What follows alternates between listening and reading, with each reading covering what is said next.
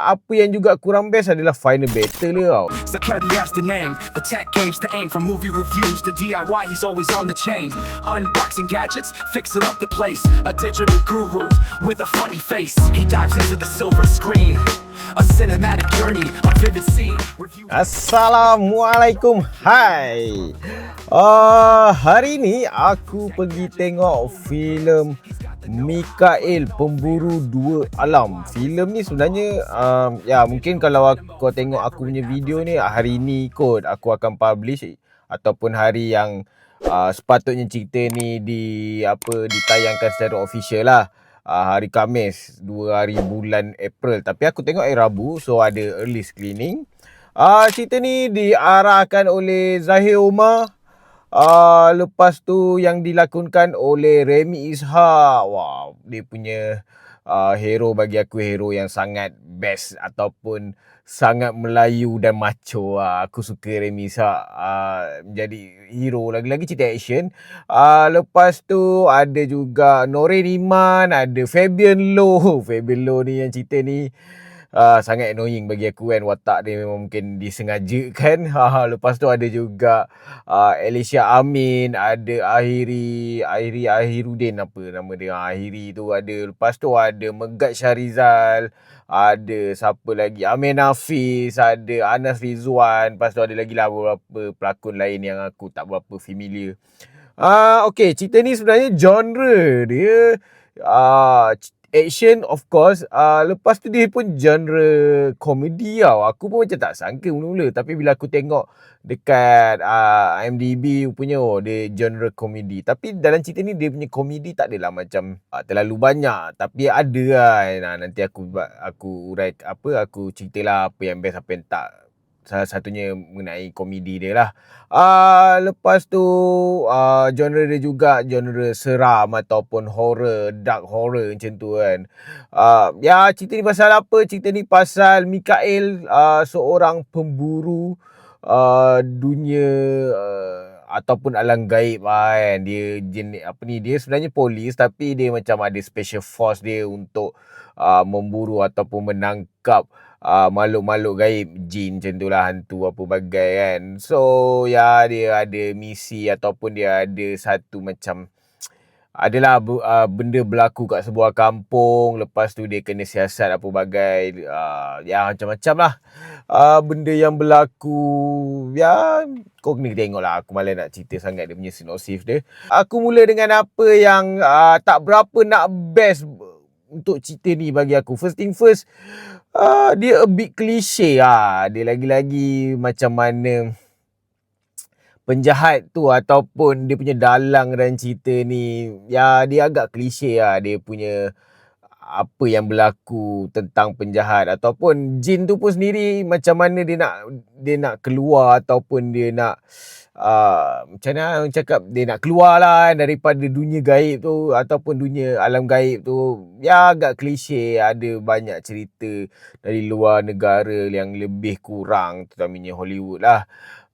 Lepas tu apa yang juga tak berapa nak best, watak. Ada beberapa watak yang bagi aku sikit tergantung lah. Macam kau tak faham sangat ataupun kau tak tahu sejarah watak ni. Dia macam tiba-tiba ada dan tiba-tiba macam dia involve dalam cerita ni kan. Kau macam lost. Kenapa tiba-tiba watak ni macam penting ataupun macam tiba-tiba ada kan. So kat situ sikit potong lah bagi aku. Dan ada lawak yang double meaning, walaupun tak banyak, tapi ada lah. Kadang-kadang rasa macam aku bila lawak double meaning ni memang dia mampu bagi aku gelak, tapi kadang-kadang dia macam annoying lah. Aku cakap dia macam lawak yang just paksa kau gelak lah. Walaupun dia berjaya, tapi bagi aku macam agak orang kata cheap komedi lah sikit. Tapi tak adalah, nasib baik tak banyak lah. Kalau banyak aku rasa dia akan jadi sangat-sangat annoying kan. Apa yang juga kurang best adalah final battle dia tau. Sebenarnya final battle dia, aku tak kata final battle dia tak best tau. Tapi final battle dia ada feeling untuk aku. Aku tak tahu untuk korang. Kalau korang ada sama feeling, korang boleh share dengan aku kan. Aku ada rasa feeling tergantung dia punya kepuasan tu tau. Dia bukan scene tu tergantung, tapi kepuasan aku sendiri tergantung tau. Mungkin apa yang aku dapat rasakan yang buat aku rasa feeling macam tu mungkin disebabkan dia punya background sound dia ataupun background music dia tak cukup punching dia tak cukup, bukan dia tak cukup kuat ke apa, tapi dia tak membantu perasaan kau rasa yang benda ni betul-betul ending tau, ataupun perasaan kau betul-betul kemuncak dia. Tu yang mungkin sikit bagi aku spoil untuk ending dia. Lepas tu mungkin juga third act dia tu agak panjang sikit lah. Dia ada feel, bagi aku dia ada feel dragging sikit. Dah dia punya pacing pun sederhana, nak kata terlalu laju tak, nak kata terlalu slow pun tak.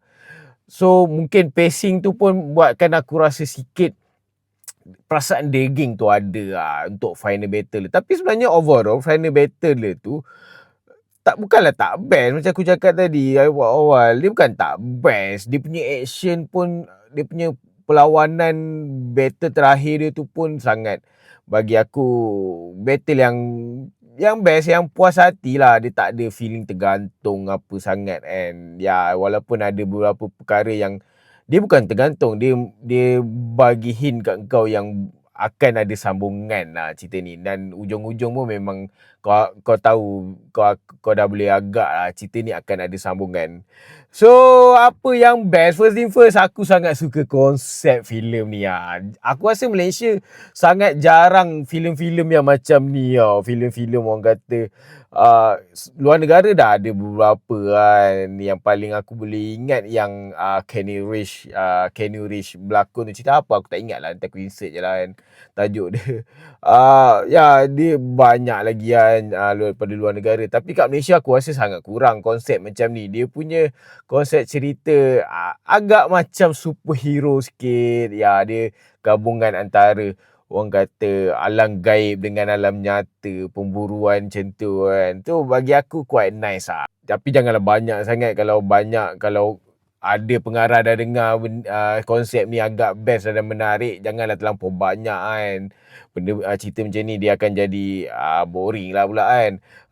Lepas tu apa yang sangat aku rasa aku appreciate, dia punya quality visual memang cantik, tapi quality CGI dia bagi aku, filem ni one of CGI daripada Malaysia ataupun cerita Melayu yang bagi aku sangat cantik Aku sangat impress dengan dia punya CGI. Hasil CGI dia bukan perfect tapi memang jauh lah orang kata daripada perfect tu. Tapi bagi aku dia ada level dia, bagi aku level yang sangat memuaskan aku. Aku tak rasa CGI dia CGI yang sangat murah ataupun CGI yang cheap.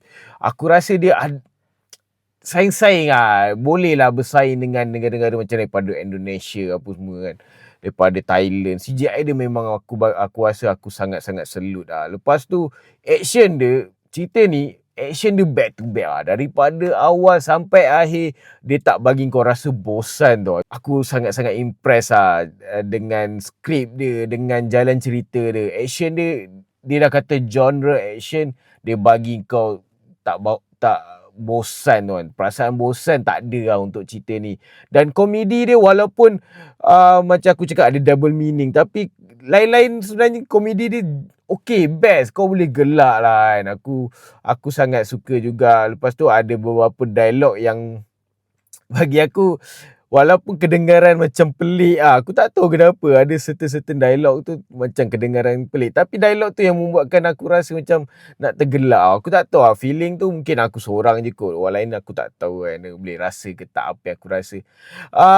Lepas tu apa juga yang menarik mengenai teknikal dia, bagi aku makeup. Walaupun dia banyak orang kata watak-watak jin, watak-watak hantu tu, tapi dia punya makeup bagi aku agak konsisten Dia nak kata terlalu cantik tak, tapi dia orang kata just nice, dan sangat orang kata dah level untuk movie dah cukup bagus dia punya makeup tu kan. Walaupun bukan terlalu cantik tapi tu dia bagi kau rasa puas Kau tak ada rasa cerita ni murahan kan. Tu yang bagi aku benda yang menarik, dan dia punya perasaan seram tu awal-awal dia dah bagi lah. Tu yang bagi aku salah satu benda yang best lah. Walaupun dia adalah sebuah filem yang dicampurkan genre komedi, ada action dia, tapi untuk bahagian seram dia pun dia ada bagi juga kan. Tu yang bagi aku pengarah dan penulis skrip dia dapat blendkan genre-genre ni dengan sangat baik bagi aku untuk cerita Mikael Pemburu Dua Alam. Apa lagi yang best ataupun tak best, ya cerita ni bagi aku di antara cerita yang ataupun filem yang sangat-sangat perlu disupport kalau korang nak rasa something new daripada hasil negara kita Malaysia. Aku rasa cerita ni dia bagi something, konsep yang agak baru untuk Malaysia, walaupun luar negara banyak je, tapi untuk Malaysia bagi aku agak baru dan agak menarik, interesting. Cerita ni sangat best dan aku rasa aku boleh bagi bintang 9 bintang per 10. Dan ya, cerita yang perlu disupport. Korang pergi tengok, mungkin korang boleh share apa perasaan korang terhadap cerita ni. Sama tak dengan aku kan. So kalau korang rasa review aku membantu korang untuk pergi tengok ataupun tak filem Mikael Pemburu Dua Alam ni, aku harap korang dapat subscribe tu channel aku. Boleh like, boleh share, boleh komen video-video aku. Sekian. Assalamualaikum.